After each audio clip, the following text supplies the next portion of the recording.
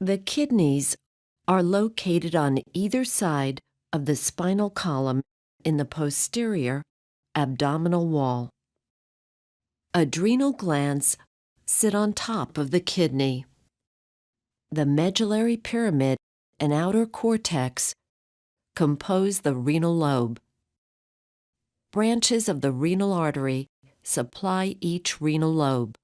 The smallest branches of the renal artery, called afferent arterioles, supply the excretory components of the kidney, called nephrons.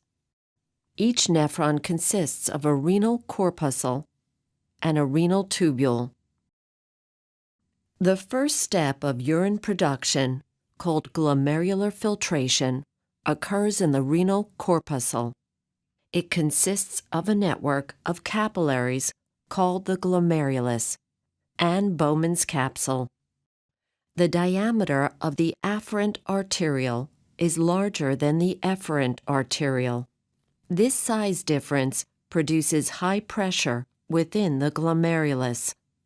The pressure forces the smallest substances, such as water, nitrogenous waste, amino acids, glucose, sodium ions, and calcium ions, out of the blood into Bowman's capsule through tiny spaces in the membrane separating them. Other substances, such as plasma proteins and red blood cells, are too large to pass through the membrane, so they remain in the blood. During the second step of urine production, called tubular reabsorption, the fluid passes through the renal tubule, which consists of the proximal convoluted tubule, loop of Henle, distal convoluted tubule, and collecting duct. As the fluid passes through the renal tubule, it reabsorbs useful substances into the peritubular capillaries. Specifically, glucose, amino acids, and some sodium and calcium ions are reabsorbed by active transport. The peritubular capillary reabsorbs water through osmosis.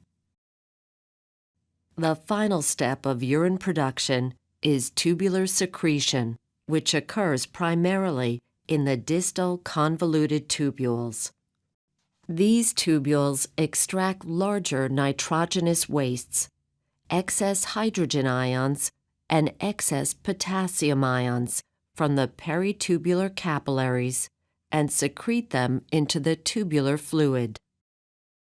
From here, these wastes will continue through the urinary system until they pass out of the body in urine.